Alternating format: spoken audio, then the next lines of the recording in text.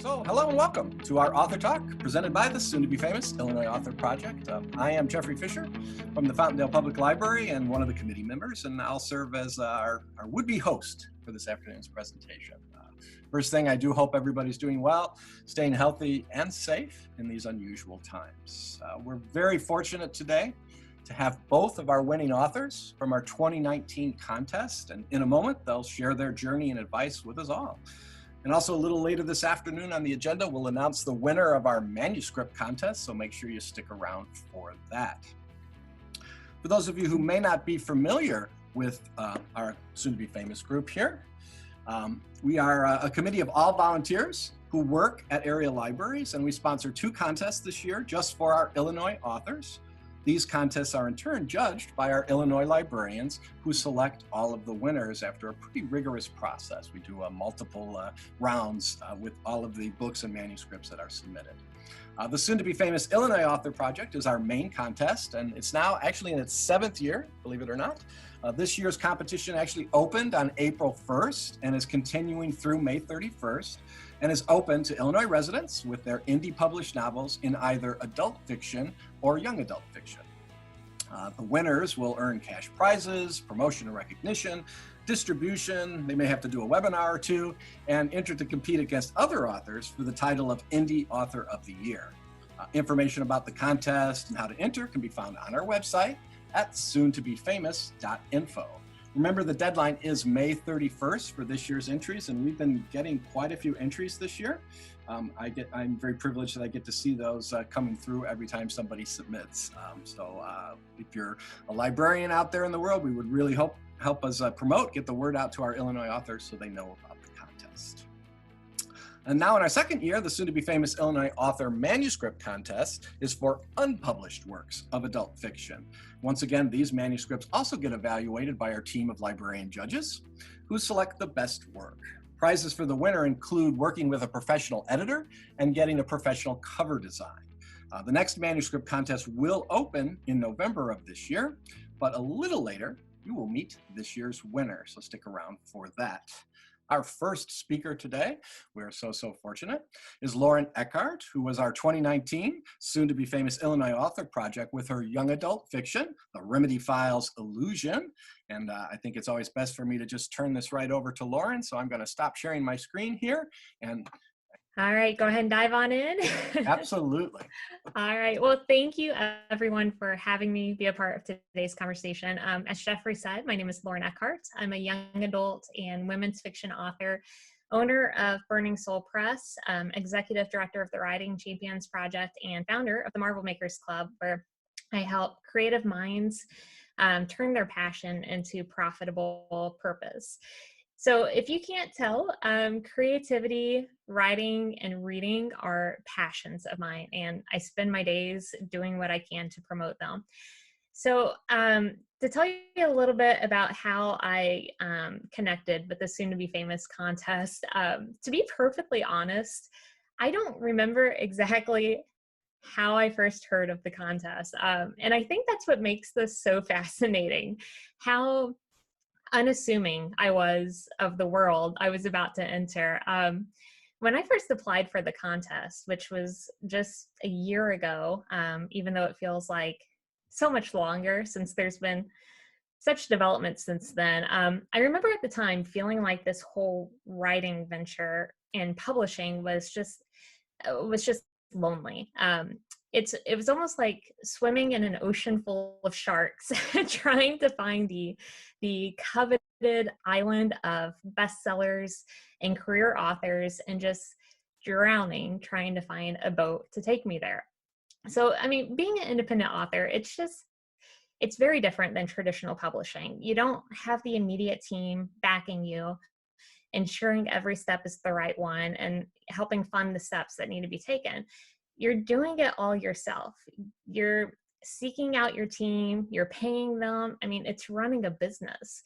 But I love the indie world. Even when I was younger and didn't really understand what indie means on the business side, I've always gravitated toward indie music, indie authors, indie films, indie artists in general. It's a part of me, that fiercely independent soul who believes in themselves and their mission so completely that they're willing to put everything they have behind it. There's heart and grit in that you won't find anywhere else. So then here comes this contest that I submit book number 1 of my trilogy for. And it's a book that I wrote the first word 12 years ago, but I didn't actually polish until last year. And I win for the Illinois young adult portion. And it's so great to win an award for my book. It's amazing to be recognized, especially knowing that librarians voted on it. Librarians are so important in enriching literacy that I'm just honored that so many of them read my story. So it's great to win, and I feel so grateful for it. But honestly, my favorite part of that night that I won and thereafter was meeting everyone behind the scenes of the award. The people at organizations like the Indie Author Project and BiblioBoard and Rails, among others, are out there making sure that indie author books are seen, that they're being recognized and showcased and read and rewarded and profiting like mainstream books. There's my boat in this ocean, to go back to that analogy, and there's your boat. They're the ones making the water safer and easier to tread so that your chances of getting on that coveted author island as an indie are even better. It's pretty cool discovering that people have your back without even realizing that there are people out there fighting for you. Then you get to meet them, and of course they're the nicest people in the world with a passion for books. So what could be better than that? A little bit about my writing journey. I actually knew I wanted to be an author since I was 6 years old. But like many people, I let a life full of excuses, distractions, and self-doubt get in the way from turning my random bits of paper, scraps, and ideas into a full novel. It's scary to pursue any dream at all because it's a vulnerable piece of you being released into the world, asking for judgment from other people. I always joke that writing a book is like your annual review at work, except instead of your boss writing it, you're begging for total strangers around the world to judge you on your most intimate work. But wow, how much have I grown through that process? You learn, you grow from mistakes, you refine, you get better. You become comfortable with the fact that not everyone will like you, and that's okay. But most importantly, you find these people that you never would have met otherwise, who have taken a chance on reading your book, who have felt the change within them. They're moved. They're forever affected by the words you wrote. Those are your people. Those are the people you're writing for. And connecting with them is the most incredible feeling in this entire world. The people who read your words and get it, your hidden themes, your points, your drive, it makes all of this, the blood, sweat, and tears of seeing your dreams come to fruition, so very, very worth it. It's probably why you've fallen in love with books in the first place. So now you have a different angle. You're on the other side of it, which is really cool. So if you want to write, find your reason why. Why do you want it so badly? What's the reasoning you will fight for it and give it whatever it takes, even in the moments when you want to give up? Because, you know, in any dream that you pursue, that feeling is kind of inevitable at some point or another. Dreams prove how badly you want something. That's when they come true. So my reasoning came 30 years after I first realized that I wanted to become an author. So 3 decades later, it was the busiest, most insane point of my life. I had just given birth to my second baby, leaving me with 2 kids under the age of 3 at the time. He wasn't sleeping. He still doesn't sleep. He's 2 years old now. But I was so tired, struggling with postpartum depression in a massive way, and just really in a bad place mentally. But I remember looking at my kids one day and thinking, this has to change. How can I tell them to dream big and to believe in their ability to make those dreams come true if I hold myself back from my dreams? So, literally, 8 months from that day, I had 5 published books. I committed, I set hard deadlines for myself, and I made it happen.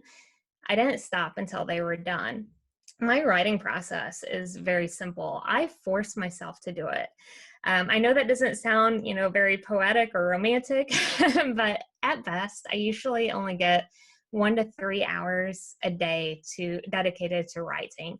And typically it's at night, just with the season of life with the young kids.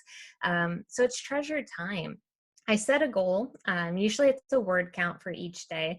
I started by aiming for 500 words a day. Then once I got comfortable with that, I kept pushing myself. And now I usually go anywhere from 1,000 to 3,000 words, sometimes up to 5,000 words a day. And even when I'm tired and don't want to do it, I set a timer for 30 minutes and I force myself to do it. It's a workout you don't want to do at the time, but then when you're done, you feel good about it. And you can actually do a lot in 30 minutes when you have no other distractions for that time. And that adds up day after day if you stay committed to it. My first book, as I mentioned, the one that won, took me 10 years to complete. My last book that I wrote took me 30 days to write 85,000 words. My life has gotten busier, but my discipline and my drive have grown. And those are the biggest factors that help me. So a little about what I'm working on right now. I'm currently preparing to release the final installment of my The Remedy Files series, which is my young adult dystopian trilogy. So it's perfect timing because book 1 is the one that won the contest. I'm also working with an amazing audiobook narrator. So all of the books will be available by audiobook within the next few months. Additionally, I have another women's fiction book and short story collection coming out this year. So with 3 fiction books prepared to be released this year, I have also started helping other people write their memoirs. Now, this is something that I wouldn't have imagined ever doing a year ago. When someone first came to me and asked me to write her memoir, I was honestly a bit jolted. It's a whole new territory for me. But once I thought about it, I realized that this is oddly what life has prepared me to do. I have a psychology degree and 10 years of talent and leadership development, corporate experience. And so mixing that with writing, it makes sense. Now I get to live, as I'm writing this memoir, in this profound story that celebrates how one simple act of kindness saved a little girl from a life of neglect and abuse and steered her into a path to help her grow into this successful businesswoman that she is today, with a beautiful heart that helps thousands of people in her job and her volunteer pursuits. And I mean, I get to write her story and it's incredible. And I'm just blown away by the opportunity. So to bring this around full circle, in the ongoing ways everything connects when you say yes to new writing opportunities, or you say yes to new contests and other avenues. As part of my Marvel Makers Club that I mentioned earlier, I have a Writing for Success Mastermind program where I coach aspiring writers how to launch their author career. So we work through all stages together of the writing process, from development to design to publishing to marketing. And it's exciting to be a part of people's journeys from the beginning, and it just continually reignites that excitement in me to keep pursuing new projects. So I work with people in this group, whether they're self-publishing or traditional publishing. But what I love from going through the soon to be famous contest is that now I don't have to talk about self-publishing like it's a lonely venture, like what I once thought it was just a year ago. There are people out there who will back them up and who are driving around the ocean, tossing out life jackets to help us indies to that coveted island where author dreams come true. And I am so grateful to be a part of this indie community, and I'm so grateful to now know the faces of those who are fighting for us indie authors every single day. So that's really all I have to share. Thank you all for your time and allowing me to speak. If you'd like to connect, feel free to follow me on Facebook or Instagram. I'm at author Lorin Eckart. And yeah, I'll take any questions. That's terrific, Lorin. Thank you for sharing that. It's fantastic. I do have a question from Nicole. It's, hey, Lorin, how did you get the idea for this series? And for those of you who haven't read it yet, can you give us a teaser for the first book? Yeah, great questions, Nicole. So my ideas, all of my ideas, I mentioned before, I'm just anything with creativity I love, and I actually have a little bit of a songwriting background, so music is very important to me. And all of my books have started from one song that have spurred it, and the Remedy File specifically. It goes way back. Like I said, I wrote the first word 12 years ago. God of Wine by Third Eye Blind. It was on their self-titled debut album for any of those who are fans of it. God of Wine. And it's just a song about just walking along somebody who is kind of, over the top in alcohol and drugs and numb, and just the impact that it makes on other people. And that's how the Remedy Files got started for me. It was this whole idea of what if everyone was like that? What if everyone was numb, and then all of a sudden you have this one person that can feel? What would the world be like?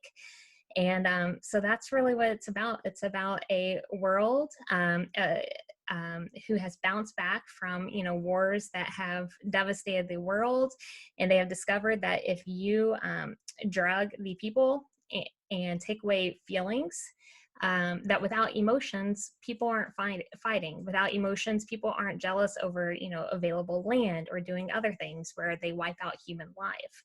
And it's the path of 18-year-old Evangeline as she realizes that there is actually more to the world than not feeling. Eva asks, do you outline when you write, or do you just go free form? And do you have a specific word count that you try to reach every day? I think you touched on that a little bit. Yeah, I fly by the seat of my pants. I find the story develops a little better that way. I like being in the journey. I always compare it to like a video game. When I start a book, I just, plot the character in a setting that I want, imagine I'm behind the controls, and I'm just kind of navigating them through this world, and everything that happens, that comes up, it's just kind of, I fly by that way. However, I will say I have noticed, like with being able to complete a book faster, it helps to have an outline, but I do kind of enjoy the journey and usually write without one. Word count wise, yeah, I do. Again, it depends on what my overall goal was. If I know I want to write a book in 30 days, it's breaking down the average word count for that genre that I'm writing in, and trying to hit those targets every day for 30 days. So it just kind of depends on my timeline. Following on that, Nicole is back with what advice might you have for getting the plot or story idea in the first place? Yeah, I would say really focus on what kind of drives your creative juices. Again, for me it's music, so I'll just listen to music and really just try to get this image of why the song was written and how that would look in a bigger world. I also really encourage people, especially for fiction. I mean, it's going to vary a little bit for nonfiction and fiction, but for fiction, I always say, if you don't know where to start, take your favorite character from another book or from a TV show or movie, and take them as they are. Really highlight and emphasize what characteristics you're drawn to in that character, And then also, what else do you wish that they had? And you can kind of use that as like your central character. And then, choose a setting. Again, kind of think of it like a video game. Just choose a setting that you want them to be in, whether that's land or water or a whole different world. And then just think about what will really test your character. What could break them? Who's the absolute worst person that they could run into? And what would that do to them? How would that change their life and who they are, or who are they searching to be? So I always say just start with a character that maybe is already familiar to you, and just, really emphasize the things that you love, or maybe the things that you don't like about that character, and go from there. Very nice. Staying in the process here, Alicia asks, do you work on one book at a time, or do you have multiple projects going at once? I try to focus on one book at a time, but I will say I have probably about 100 ideas going at once. And again, it's just, you know, it, I kind of work off of emotions. And, so if I'm writing, like, for example, a women's fiction book, sometimes it's a little easier if I'm, feeling a certain way, like happier or anything else. It's easier to work on those portions. Whereas if I'm like in my dystopian world, it's, I usually have to be feeling a certain way. I can't exactly be happy and, write this dystopian book. So I do kind of change projects based off of emotions, but usually it's one central book. And then I always make sure to write down any other ideas I have, whether that comes from random ideas that hit me, or sometimes, like, I had this dream last week that I am actually getting ready to outline into a book. And it's just like, make sure if you have those dreams that spur stories or anything, that you write them down. And so again, it varies, but I do try to complete one book at a time. Dan asks, who are your writing influences? And is there a Mm. writer or author that you've modeled your career around? I wouldn't say so much modeled after. I'm inspired by just so many people. I tend to like women's fiction and young adult dystopian. Clearly, that's why I write in, so that's why I tend to gravitate in. My favorite book of all time is The Giver. So I've actually, ever since I was about 9 years old, I've read that once a year. And, I'm 36, so that's a lot of times of reading that book. So you'll see a lot of those influences in like the Remedy File series. But honestly, like, what's really helped me grow as a writer is just reading as many different authors as I can, because I feel like if you keep an open mind, you can just learn from so many people. Sue asks, are you part of a writer's group or a critique group? And if so, do you find that helpful? I would recommend those. I did mention, like, I have my Writing for Success Mastermind group. So, we tend to work in that group we'll be sharing things and critiquing. And I do have like a small team of people that I share things with, beta readers and editors. But I would honestly say that if you have one, or if you run across one, or you try to, like, you should probably seek one out. It just makes you better, especially when you can trust people to give you their feedback, and that they understand your vision versus maybe random beta readers or critiques coming from elsewhere. I think it's so important if you can find one that really speaks to you and aligns with you. And Dan asks, if you could do anything different in terms of your writing career or your approach to writing, what would you change? Ooh, that's a great question. That really is. I would say in the very beginning, I wish I had a better understanding of the importance of marketing early on. Your mailing list as an author is the most important tool that you can possibly have. More so than your Instagram account, your Facebook followers, anything like that. So make sure you're building your mailing list up early. I wish I did that before I released my first book. I wish I just really worked on that a lot more. So I would say that's probably my biggest regret, which is why anytime I work with a new writer, I tell them about the mailing list. And just getting something out there as a freebie to showcase your writing to potential fans, to let them know what's coming down the pipeline. I think that's so important, and I wish I spent more time early on doing that. That's fantastic. Thank you, Lorin, for taking the time to share your journey with us today. You're going to stick around for a little bit, I hope. Yes, of course. Thank you guys so much for having me. I really appreciate it. So our second speaker today is Jean Raby, who won our 2019 soon-to-be-famous Illinois Author Project with her work of adult fiction called The Bone Shroud. Welcome, Jean. How are you today? Well, I'm doing well. So tell us about your career and all of the things you have going on. Oh, I'm old. I have a long career. I've been writing a long time. I remember when I was 7 years old, I told my second grade teacher, Mrs. Burleson, I didn't like her, but I told her I was going to be a paperback writer. And you know, that's what I'm doing. It took me a while to get to that point. I started out studying journalism in high school and college, and I have a degree in journalism from Northern Illinois University. And I worked for newspapers, Rockford Register-Star and the Quincy Herald-Whig, and I ran a news bureau for Scripps Howard. And news writing was fun and fine, and I needed to shift gears. I was considered a gore reporter. If it was bloody and within 150 miles of my office, it was mine. So I picked up and I moved to Wisconsin, and I went to work for TSR, which produced the Dungeons and Dragons game. That was quite a bit of shifting gears from newspaper work.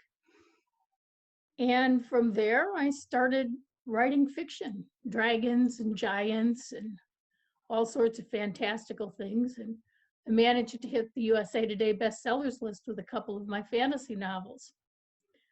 I even had the opportunity to work with Andre Norton. I co-authored a couple of fantasy novels with Andre.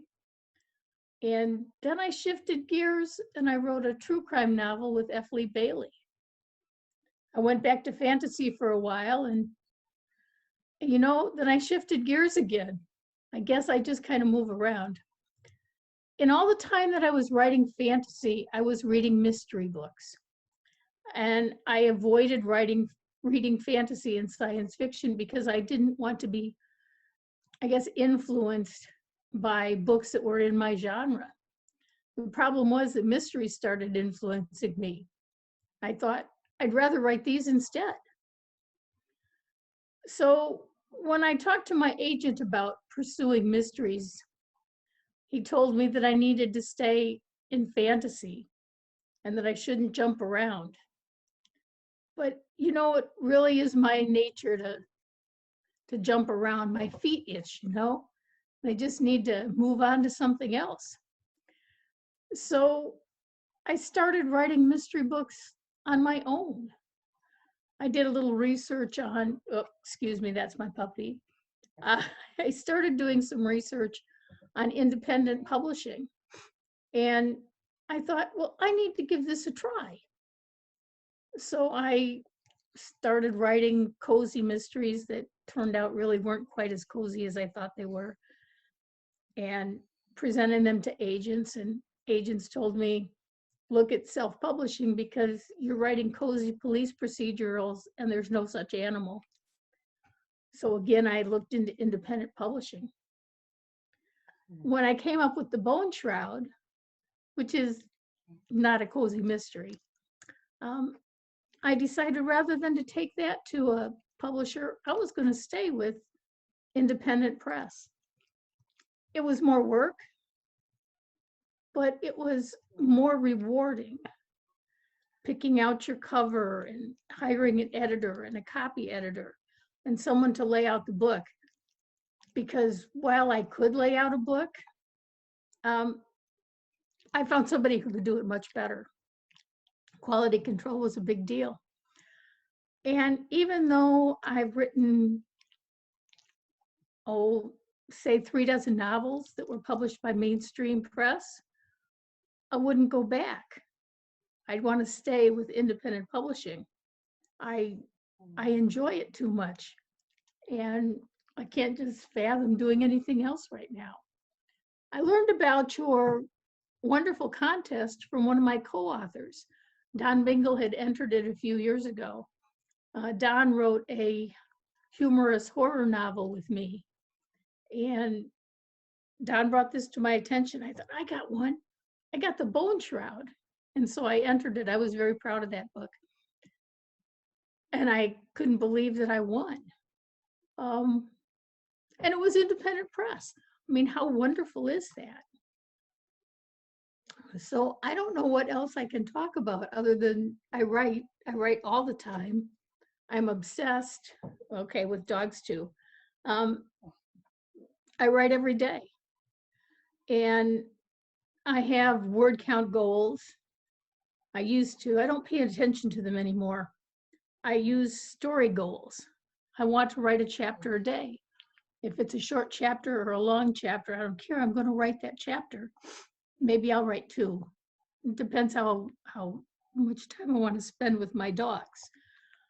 But I set deadlines for finishing my books, and I let my editors know when I will get them to them, and I don't miss deadlines.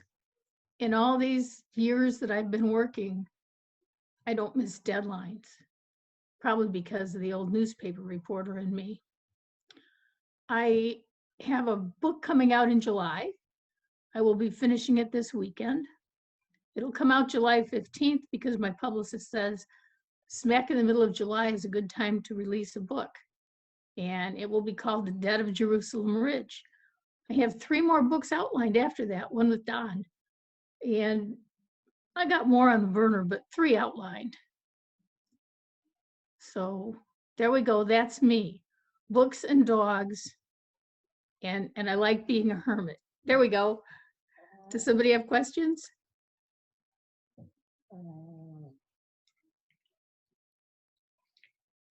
Of course there's questions. Eva asks, are you comfortable using Amazon self-publishing or other online programs? Sure, it took me a while. Like I said, I have an editor and a copy editor and a layout guru who runs his own publishing company. But I put it up on Amazon and Barnes and Noble and other places myself, Kobe or Kobe. I'm not sure how you pronounce it. And I'm comfortable with them, and maybe more comfortable than I was with the mainstream publishers I once worked with, because I understand their royalty statements better. And I don't have an agent's fee to worry about. It's all split between me and Amazon or Barnes and Noble or whatever. It's pretty concise how many books you're selling. I can track and see what promotions do the best based on sales that go up or down on any particular day that I'm running an advertisement or have a blog tour. So yeah, I like it a lot. And I'm ecstatic that I have the opportunities now to get into libraries with self-published books. Would you then encourage someone who was thinking of self-publishing to take that route and to move forward? If the author is willing to go the route to hire an editor and a copy editor. I know people who have had not so good success putting up books on Amazon, but they don't spend the money to make sure that what you're putting up there is top notch and it can stand with any book by, say, Daw or Tor or Bantam. You've got to put up a quality product. If you put up something that's got lots of formatting errors and typos, you're not going to sustain a readership. There's too many books out there to pick from that are in great shape. Book clubs and beta readers help, but make sure that what you put up there is good. Dan would like to know your pug's name. You didn't share your puppy's name. My puppy's name is Honey. I have 3 dogs. Honey is a one-eyed pug puppy that I got from a rescue. I have a Boston Terrier squeezed in the chair behind me, and she's also a rescue. That's Missy.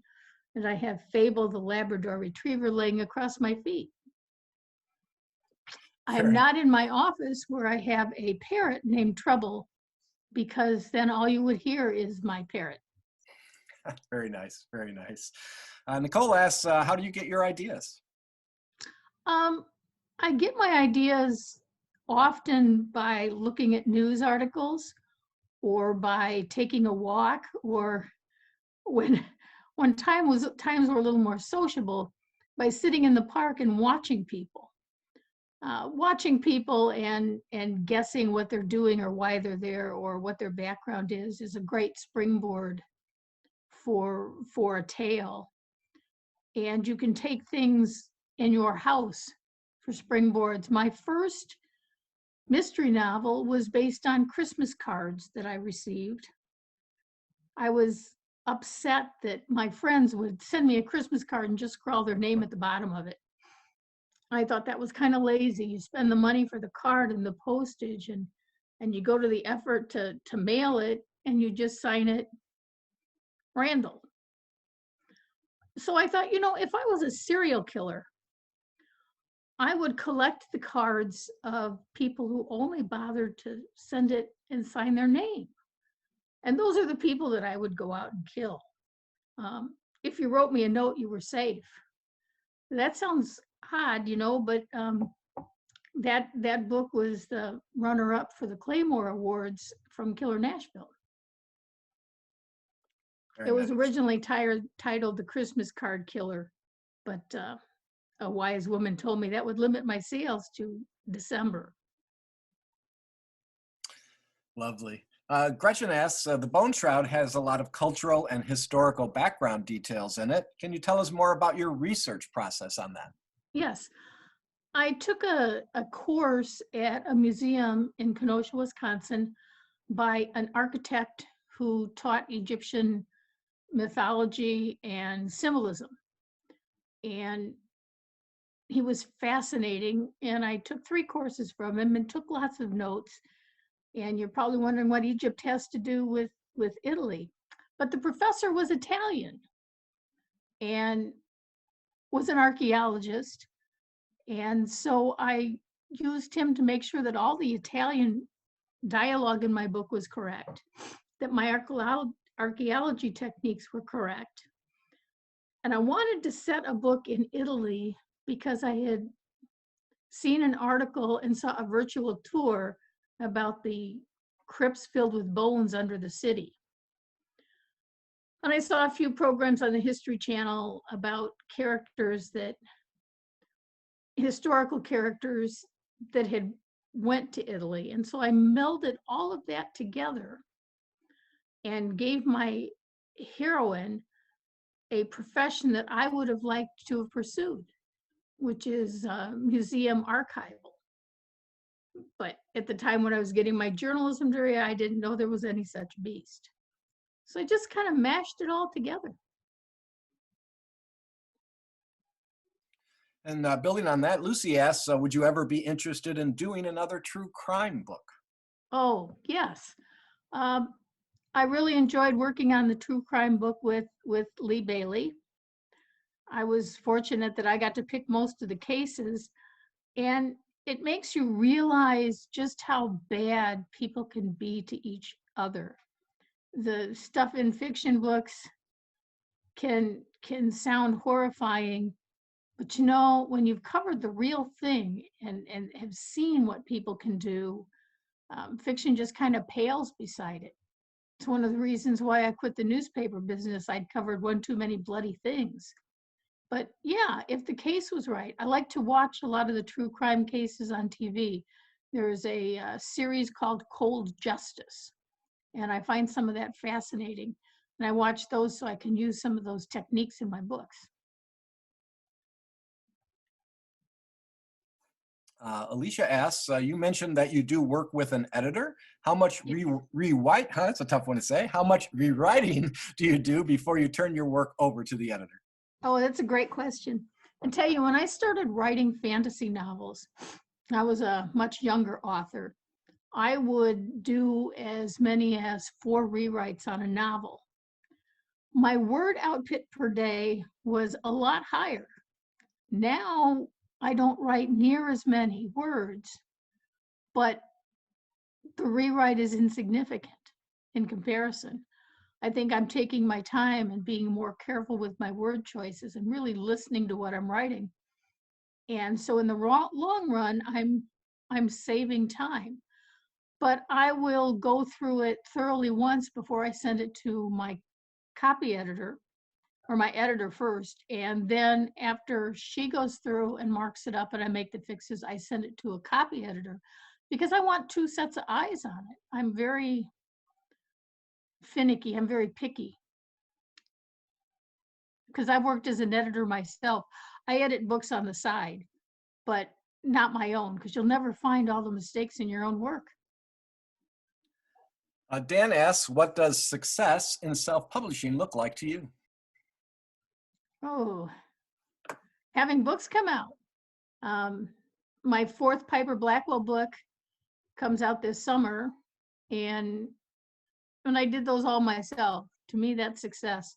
I think that you have to build a line or build yourself up as an indie author, that you can never judge it by the first book.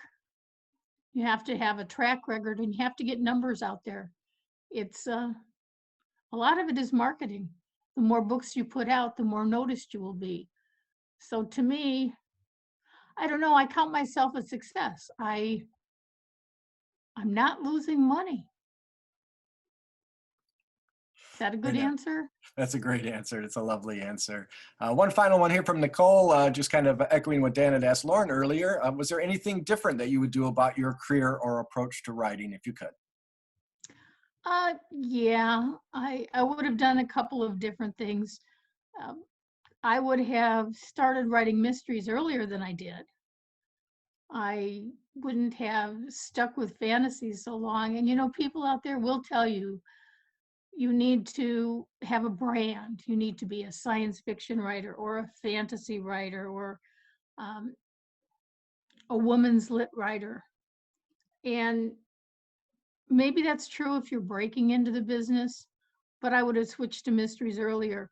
Life is so short. I've seen so many of my author friends die before they were able to do everything they wanted to. And I think that however many years you have, you should write what you want to in those years. I'll have too many ideas to ever get them all down on paper, just like I have too many books on my shelf to ever read them all. But I will pursue first what I want to. Jean, that's lovely. I want to thank you for spending time with us this afternoon. You shared quite a lot of advice, and I hope our listeners really got something from all of that. Thank you so much. You stick around for a minute more if we have other questions. Sure. I did want to remind everyone that both Lorin and Jean's novels are competing with other authors from around the country and Canada for being named the title of Indie Author of the Year. I did just heard from the sponsor just a few moments ago that they expect to make that winner announcement within the next couple of weeks. So let's wish both of you good luck on that. And another reminder, you can read Jean's The Bone Shroud and Lorin's The Remedy Files Illusion on inky.org, which is sponsored by Rails. Now we're going to kind of switch gears here and make our announcement of our manuscript winner.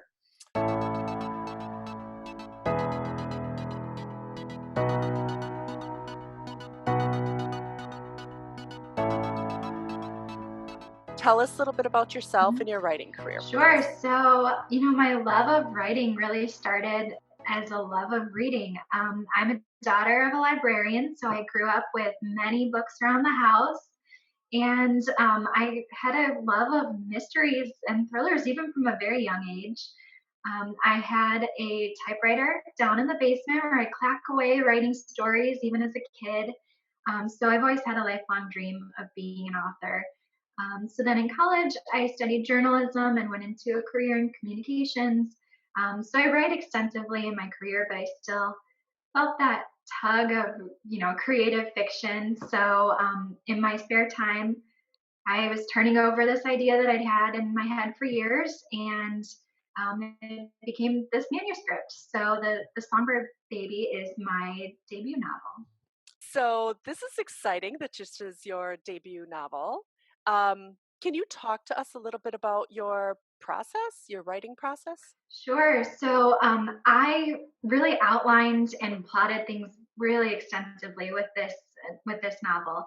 For months ahead of time, created an outline and character profiles, and just made sure that every scene was going to fit into a story arc and, increase the tension along the way and just really contribute to the overall whole, which is a very different style of writing and much more structured than I was used to. And it also produced the cleanest first draft that I've ever had. So I think that it paid off in that way. And then from there, just rereading, revising, editing, and repeating that many times. So that's really been the process to see this book into the manuscript that it is today. So tell us a little bit about the manuscript, The Songbird Baby. Sure. So it's a mystery suspense novel. It starts when a disgraced journalist turns up dead in her apartment, and a cryptic note that she left behind leads the police to rule out any kind of foul play, but her sister refuses to believe that and starts to investigate what she was up to before her death. It takes her to a small town hundreds of miles away where a baby went missing decades before, and so she starts to connect that cold case abduction to her sister's death and goes from there. So why did you decide to enter your work in our manuscript contest? Well, I've actually been following the author project for years, since it started. And, I really thought it's a great opportunity for indie writers to connect with readers, because that can be so hard when you're a self-published writer. And, I love any kind of programs put on by libraries. So I've been following it, and I was actually writing the manuscript for The Songbird Baby when the manuscript contest was announced originally. And I thought, this is a goal. I gotta finish the manuscript to enter this next year. So it kind of helped push me along in that way. And I think it's just, could be a really great boost for any author who's trying to break into the world of publishing. I'm just going to share a couple of quotes from our judges. I thought you might be interested to hear what they have to say after reading. So let's see. This one says, I felt like this was something that you could realistically find on the shelves now, and it would be popular. That's so nice. Yeah, so let's see. This one says, I couldn't put this one down. Excellent plot development, unexpected ending. Another one was, this is very touching and emotional read. The reader feels that what the main character is going through. I would highly recommend. And this one you'll like. The Songbird Baby was exceptional. Oh, it warmed my heart. Well, I have something else to warm your heart, Kate. You are not one of the finalists. You are actually our winner. Oh my God. Oh my God. Thank you so much. That's amazing news. That's oh my gosh. It's so great to hear that feedback too from the librarians. I value them so much. So just to hear that, so many people have read it already and believe in it's heartwarming. I can't even tell you how much that means to me. Excellent. We're so excited for you. Thank you. This is always my favorite part of these contests, is being able to share, Amazing. the moment with the winners. So that's excellent. It's such an honor. It's going to be such a boost to my writing career and just those dreams of being an author. I was hoping that, one day I'd be able to see my name on the spine of a book on a library shelf. And, this brings me a little bit closer to that dream. So just again, thank you so much. Absolutely. Congratulations. Did we fool you a little? Yes, I wasn't expecting this. Oh, good. It's amazing.